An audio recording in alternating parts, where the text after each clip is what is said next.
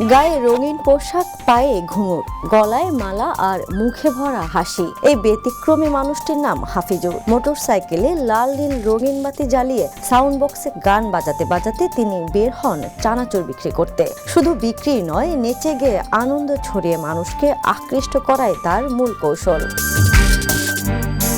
সাধারণ চানাচুর বিক্রেতাদের ভিড়ে হাফিজুর এখন আলাদা করে চেনা নাম। সামাজিক যোগাযোগ মাধ্যমে তার চানাচুর বিক্রির ভিডিও ছড়িয়ে পড়েছে ব্যাপকভাবে। কখনো রাস্তায়, কখনো বাজারে নাচের তালে তালে চানাচুর বিক্রির এই অভিনব পদ্ধতি নেটিজেনদের মন ছুঁয়ে গেছে।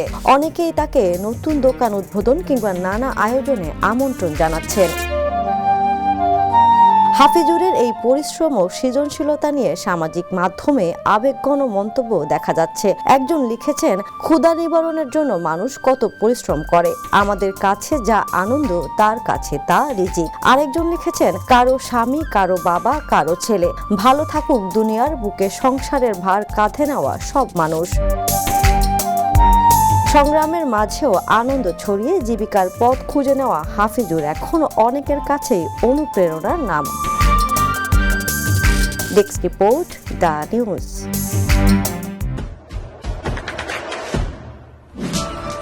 দেশে দেশে সবার সাথে, দ্য নিউজ।